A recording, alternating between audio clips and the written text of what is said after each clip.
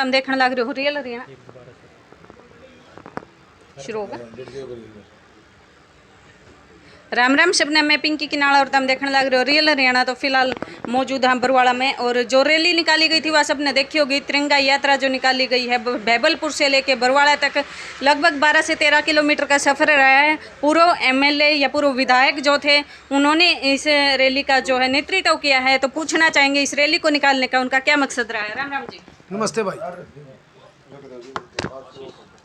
देखो, रैली का तो ये है, हमारी पार्टी की तरफ से दिशा निर्देश था कि 9 तारीख से लेके 15 अगस्त तक हमने तिरंगा यात्रा पूरे हरियाणा प्रदेश के अंदर, पूरे देश के अंदर तिरंगा यात्रा निकालनी है। ये पार्टी का था, ये बीजेपी का? कोई बोल रहा मोदी ने ये काम करवा है, ये आपके पार्टी का था? ना, देखो, कांग्रेस पार्टी की तरफ से ये था हमारा भाई। ये तो एक श्रेय लेना चाहते बीजेपी वाले, तो जो आज यह देन है देश को, या कांग्रेस पार्टी की देन है और हमारे देश के महापुरुषों की देन है, ठीक है नहीं। कई लाखों हमारे महापुरुष शहीद हुए थे, तब जाके हमारे को आज़ादी मिली थी। बीजेपी के एक साथी का नाम बताओ हमारे को कि किसके मान ले कोई शहीद हुआ हो, कोई मान ले 1 घंटा जेल में गया हो। जी, आपने जो तिरंगा यात्रा निकाली इसमें देखा गया कि आपने अपनी पार्टी का प्रचार ना करके मतलब सारी पार्टियां के साथ में लेके वो काम करे है। तो इसमें आपने मतलब क्या कहना चाहोगे? देखो, तिरंगा है ये कोई पार्टी का तिरंगा नहीं है, ये हमारे देश के हर नागरिक का तिरंगा है और तिरंगे का हमारे को सम्मान करना चाहिए।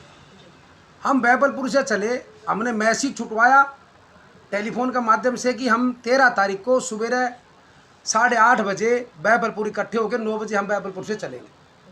तो हम 10 बजे बैबलपुर से चले थे और 3 घंटा का सफ़र था, हमने वो 2 घंटा में किया।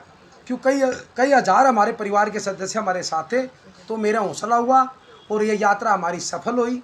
और कम से कम 20-25 जगह हमारी यात्रा का स्वागत किया, सैकड़ों की संख्या में इकट्ठे होके।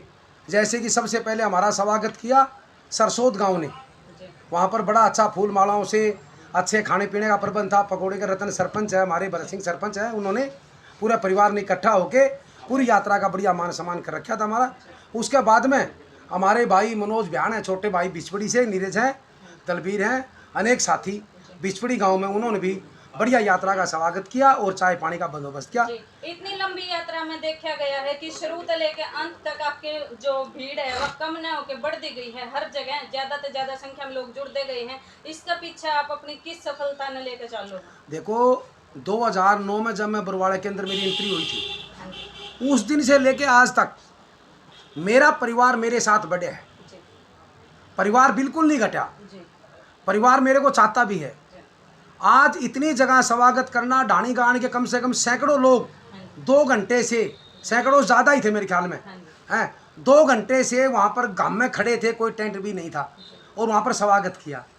और उससे के बाद में जैन हॉस्पिटल में, जेडी जिंदल जैन है, वहाँ पर भी उन लोगों ने मेरा स्वागत किया, चाय पानी का प्रबंध कर रखा था यात्रा का। उसके बाद में टायर सोल की दुकान है, उन्होंने कर रखा था। 20 जगह बाजार के अंदर स्वागत कर रखा था। अच्छा, देखो, यात्रा का सम्मान करना कोई पार्टी की बात नहीं है, एक दिल में जगह है कि हम तिरंगा लेके चलें। तिरंगा हमारे राष्ट्र की शान है। ये तिरंगा हमारे को बहुत साल, जब हमारे महापुरुष लड़े थे, महात्मा गांधी जी, शहीद भगत सिंह जी, चंद्रशेखर सुखदेव जी, उनकी लड़ाई के बाद में हमारे को तिरंगा मिला था। और जो 75 वर्ष हुए नहीं आज आज़ादी के, इसमें हमारे देश का हर नागरिक का हमारे को गर्व है। चाहे बीजेपी के हो, चलो पहले दिन का सहयोग नहीं रहा है आज़ादी में तो, परंतु ये भी अगर ये राष्ट्रीय झंडा का सम्मान करे तो इनका स्वागत है। आपने देखा जाओ जी, हर बार जो 15 अगस्त को ही मतलब स्वतंत्रता दिवस तिरंगा यात्रा वगैरह कराया जाओ, तो इस बार मतलब 15 अगस्त से पहले हम ये सब यात्राएं निकाल रहे हैं। इसको लेकर आपका क्या मतलब रणनीति है और क्या आपका मकसद है? देखो, हमारी पार्टी की तरफ से दिशा निर्देश था। वैसे तो देखो, तिरंगा यात्रा तो कभी निकाल लो तो अच्छी लगी मेरे को। हम भी कई बार हमारे साथी कह दे तो कभी हम फिर निकाल सकते हैं, बिना 15 अगस्त, बिना 26 जनवरी भी हम निकाल सकते। तिरंगा यात्रा तो तिरंगा झंडा कभी उठा लो, ये तिरंगा का हमारे को एक पूरा सम्मान है, सम्मान देना चाहिए।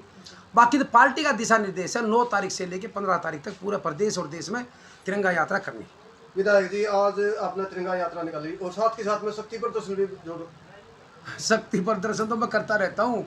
अब पीछे 2 महीने 2.5 महीने पहले हमने फतेहाबाद रैली करी थी, वहाँ पर कई हज़ार आदमी थे और बैकवर्ड का सम्मेलन था और रैली बदल गया था, 20,000 आदमी इकट्ठे हुए थे।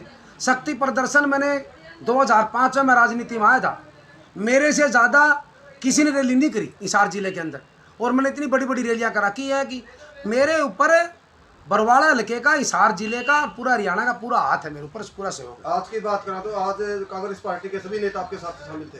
देखो कांग्रेस पार्टी के देखो सभी नेता, देखो जो भाई आपका अलग प्रोग्राम कर रहे हैं वे आपका कर रहे हैं। मैंने मेरी तरफ से पार्टी की जिम्मेवारी लगी थी कि आपने बरवाड़ा करना है।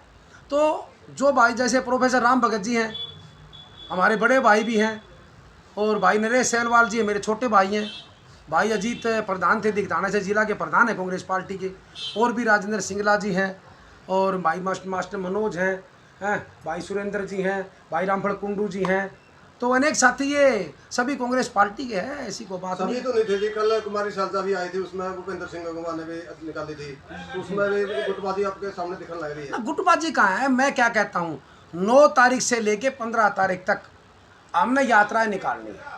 अगर शैलजा जी, भूपेंद्र गंगवा जी कार निकाल ली तो बहुत अच्छा, क्या दिक्कत होगी इसमें?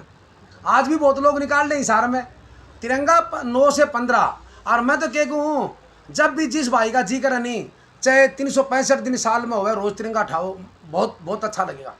एक जी मैं पूछ रहा हूँ, जो बीजेपी ने जो ये सिस्टम चला के एक चिराग योजना, एक अग्निपथ योजना, इससे लोगों का मतलब मनोबल टूटा है। ये कांग्रेस की तरफ जो लोग आ रहे हैं, क्या यही कारण है, मुख्य कारण? देखो 8 साल के अंदर बीजेपी ने देश में और प्रदेश में कोई ऐसा काम नहीं किया जो हरियाणा प्रदेश देश में सबसे 1 नंबर पर था।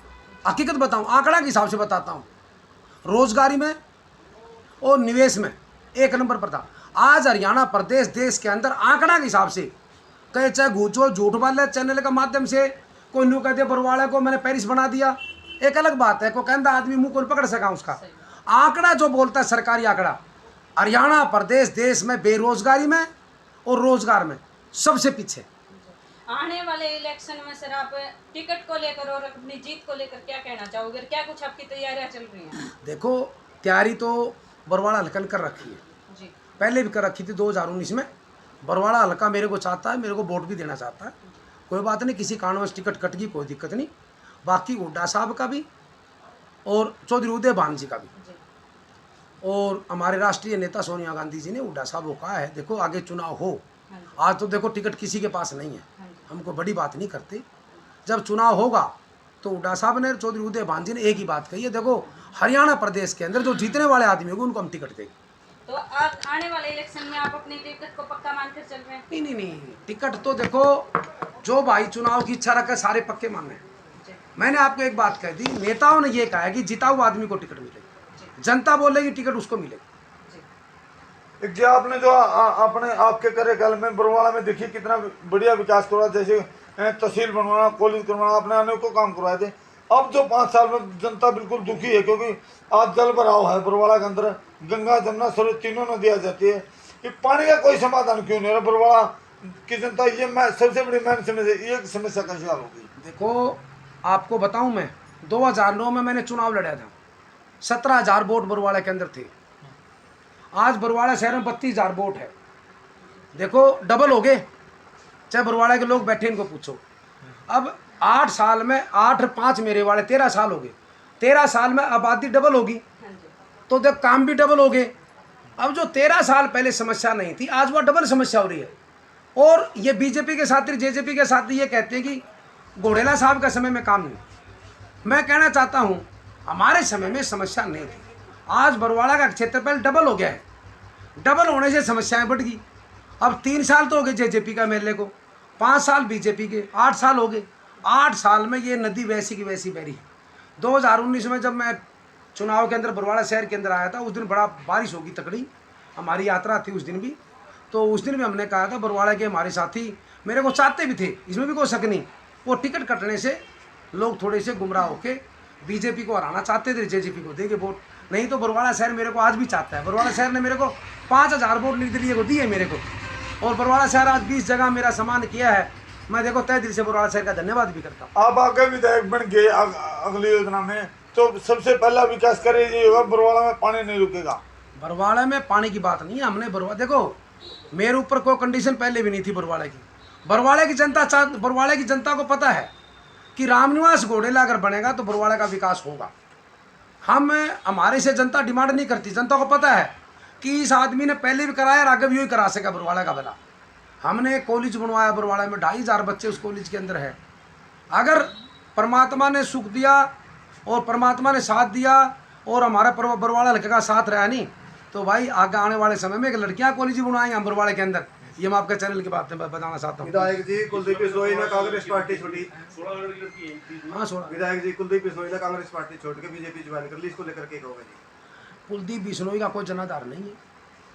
कुलदीप बिश्नोई 2005 से कंफ्यूज हो रहे हैं। कभी आपका दल बनाता है, कभी बीजेपी में जाता है, कभी कांग्रेस में आता है, कभी बहुजन में जाता है, कभी आम आदमी पार्टी की सोचता है, कभी जेजेपी की सोचता है। ये सारी जगह जा लिया, ठीक है। और एक तो वीडियो ऐसी देखी थी हमने जब ये 2014 में बीजेपी ने छोड़ी, जब कहा भाई देख बीजेपी में ना चल जी, इससे झूठी पार्टी नहीं है, बाकी और कड़ी चल जी। और आज बीजेपी ने कहा तो मनोहर लाल खट्टर दूध का दौड़ा है, ठीक है नहीं। तो इसका कोई जनाधार भी नहीं है। ये तो सिर्फ आपके बेटे को बनाने के लिए और आपका व्यक्तित्व बचाने के लिए दल बदल करता है। पहले मुख्यमंत्री का नाम के वोट मांगा था, इवन का मंत्री का नाम के वोट दो। बरवाड़ा की जनता ये बदलाव चाहती है। मैं कल भाई दीपेंद्र जी हुड्डा का तिरंगा यात्रा थी, हम साथ थे वहाँ पर। बरवाड़ा के अंदर बहुत बढ़िया स्वागत हुआ दीपेंद्र भाई का। बालसमंद में, बांडेड़ी में, बुढ़ाक में लोग ये कहते हैं कि यहाँ पर किसी कैंडिडेट को लेके आओ, हम तैयार बैठे हैं बदलाव के लिए। आदमपुर की बात करा तो कांग्रेस पार्टी का कौन उम्मीदवार है? देखो आज तो चुनाव डिक्लेयर नहीं हुआ है। जब चुनाव डिक्लेयर होगा तो हमारे नेता चौधरी भूपेंद्र सिंह जी हुड्डा और चौधरी उदयभान जी और भाई दीपेंद्र जी हुड्डा का एक ही बात है, जो जीतने वाला आदमी होगा उसको हम टिकट देंगे। सुनने में आया जेपी इलेक्शन लड़ेगा वहाँ। बिल्कुल, कोई लड़ो, क्या दिक्कत हो। जिसको नेता टिकट देगा हम उसका साथ देंगे और उसको जिताएंगे। कल की हमारी बात। जयप्रकाश ने कांग्रेस छोड़ के दोबारा फिर कांग्रेस में आ गई जी। कौन? जयप्रकाश जी 2014 में निर्दलीय चुनाव लड़ा था, जब कांग्रेस ने निकाल दिया। जैसे मेरे को निकाला था इसलिए उसको निकाला था। फिर वे 19 में कांग्रेस पार्टी से चुनाव लड़ा था। हुड्डा साहब ने उनकी ज्वाइनिंग कराई थी, बड़े मान सम्मान से कराई थी। और आज कांग्रेस पार्टी के बड़े लीडर है, इसी को बात नहीं थी।